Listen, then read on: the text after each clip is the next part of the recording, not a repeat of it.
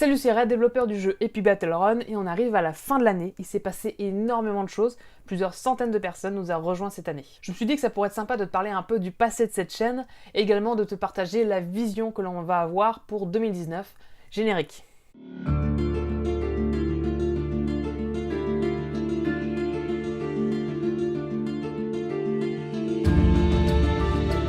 Alors aujourd'hui, on va déterrer pas mal de choses, donc ça va peut-être t'étonner un peu.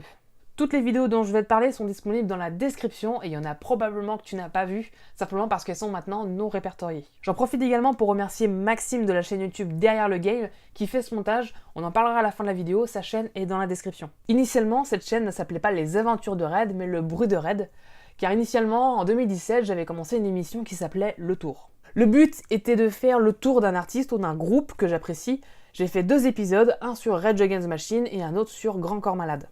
Faire des épisodes du tour me prenait énormément de temps et pas longtemps après j'ai commencé à faire une game jam. Donc c'est à ce moment-là qu'on a sorti le jeu Memories, donc j'ai fait une vidéo dessus. C'est à ce moment-là que j'ai renommé la chaîne pour qu'elle devienne les conneries de Red, vu que maintenant on avait plusieurs thématiques. Sur cette chaîne j'ai également posté plusieurs reprises musicales, dont Bomb Track qui est la première vidéo en 2018.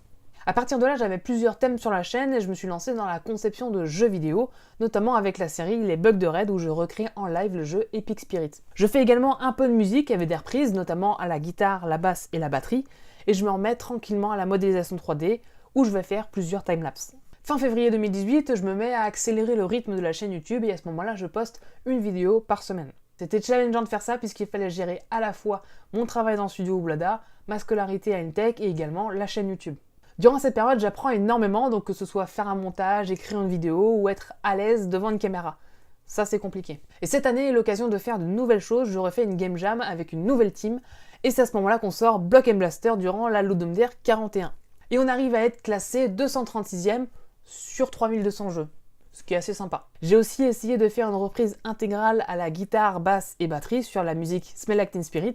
Le résultat est moyen, mais je voulais me tester là-dessus. J'ai également pu faire un pitch sur ma façon d'entrer dans le monde du jeu vidéo professionnel. Première intervention filmée, c'est pas encore parfait, mais faut bien s'exercer. Il y a beaucoup de thèmes sur cette chaîne, je commence à réfléchir à de nouveaux concepts et également à unifier la thématique de la chaîne. Je décide de mon thème principal, je vais te parler de mon métier, la création de jeux vidéo. Et mai 2018, ça s'accélère, il y a des événements qui s'enchaînent, qui vont changer mon univers professionnel.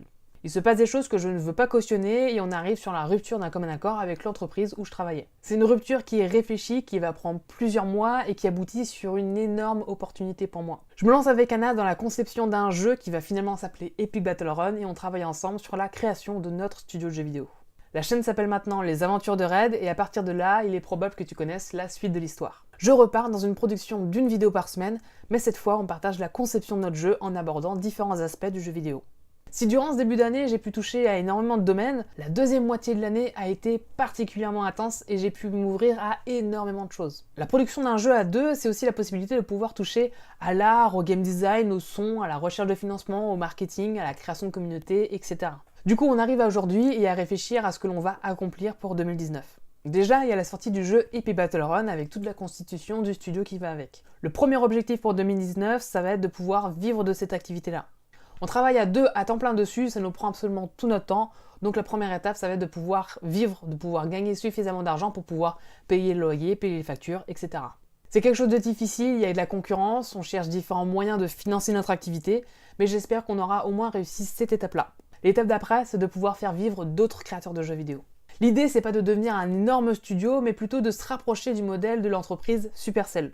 Je suis convaincu qu'avec ce modèle, on peut faire des jeux qui sont extrêmement intéressants. Supercell fonctionne avec un système de cellules, donc c'est des petites équipes qui vont travailler sur leurs jeux. Le but de ces petites équipes, c'est de s'appuyer sur l'intelligence collective.